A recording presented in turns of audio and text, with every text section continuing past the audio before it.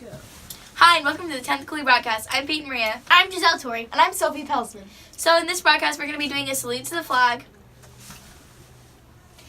And we're going to be filming students whose family members are active in the military.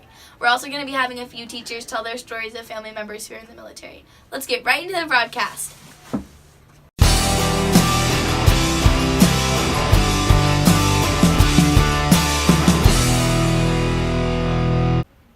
Hi, I'm Nathan. And I'm Thomas. And we are your sports anchors. The World Series, Astros won Game 7. For Cooley basketball, on Wednesday, the 7th graders won and the 8th graders lost. And then on Thursday, both teams won. So be sure to congratulate them if you pass any of the players. On to the next segment. Hi, it's Gracie. And Braden. And we're your field reporters. This week we asked one question. And it was, where are you going for Thanksgiving? See what they said. Hi, I'm here with McKaylee Curley. And where are you having Thanksgiving this year? I'm having Thanksgiving in Utah. Ooh, that's cool. That's interesting. Hi, I'm here with. Ryan Tan, And where are you going for Thanksgiving this year? my grandparents' house. That's interesting. Hi, I'm here with Lauren Thomas. And where are you going for Thanksgiving this year? I'm going on a cruise to Belize. That's interesting. I'm here with. Jeremiah Sanford. And where are you going for Thanksgiving this year? My grandparents, most likely. That's interesting. Hi, I'm Thomas, and I'm here with McKaylee Curley. So you were chosen as Student of the Week by Mr. Lane. How do you feel? I feel great. What advice would you give to your fellow students? To just work hard and listen to what your teachers say and just stay active. Good, thank you. Hi, I'm here with Mr. Lane. Mr. Lane, who did you pick for Student of the Week? I picked McKaylee Curley. And why did you pick her? McKaylee is an extremely hard worker. She does great on her runs. She works very well with her classmates and is an awesome teammate and just a pleasure to have in class. All right, thank you.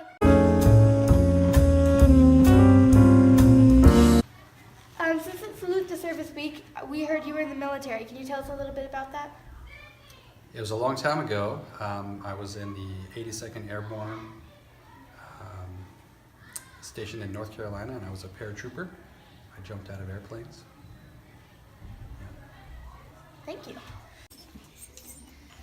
So it's Salute to Service Week, and we heard your grandparents were in the military. Can you tell us more about that? Absolutely. So both my grandpas were in World War II, and they were both in the Navy. This is my Grandpa Joyner. My Grandpa Joyner was a mechanic for the Navy, and he was stationed in France.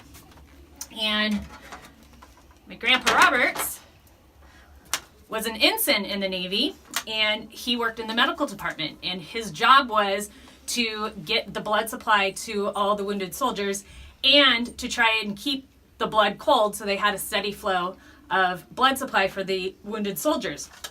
My grandpa actually earned a Bronze Star, which is really, really cool because of his ingenuity, and he came up with the idea of how to keep the blood supply cold and to deliver all the blood supply to the soldiers who were wounded. So he received a Bronze Star for his bravery on Iwo Jima. Thank you, Ms. Liebman. You're welcome. Since Salute to Service Week, we heard you were in the military. Can you tell us a little bit about that? Yes, I served 6 years in the United States Army Reserve. I was a telephone installer. My technical job was called 31 Romeo. I went to basic training at Fort Jackson, South Carolina, and did my schooling in Georgia. And I served for 6 years. Thank you. You're welcome. Since it's Salute to Service Week, we heard your son was in the military. Can you tell us a little bit about that? Sure. My son is in the United States Navy. He signed up right after high school in 2015. He's finishing up his first deployment in Bahrain, which is in the Middle East. It's right next to Saudi Arabia in the Persian Gulf. He will be there for a few more weeks. Then he'll be deployed to Japan for 2.5 years. His job in the Navy is called Master at Arms. He is a guard.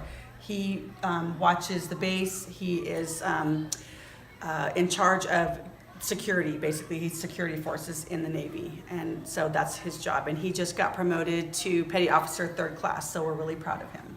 Thank you, Ms. Andriata. You're welcome. So since it's Salute to Service Week, we heard your dad was in the military. Can you tell us more about that? Sure. This is my dad. His name was Roger Herbert Crane, and he was in World War II. He was a Marine, and the day after Pearl Harbor Day, December 8th, he was 19 at the time. He immediately went in and said, "I'm ready for service," and he signed up. And he went back to quit his job, and unfortunately the man who he was working with said, "I can't believe you just did that because our company was part of the war effort, so you didn't even need to do that." So he didn't actually even need to be in the war, but he was.